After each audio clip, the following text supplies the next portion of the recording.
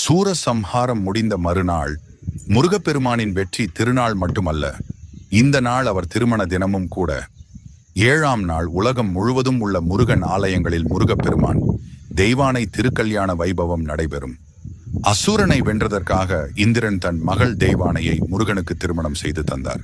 அந்த தெய்வீக கல்யாணம் முதலில் திருப்பரங்குன்றத்தில் நடைபெற்றது. திருச்செந்தூரில் காலை தபசு மண்டபத்தில் தெய்வானை தவம் இருப்பாள்.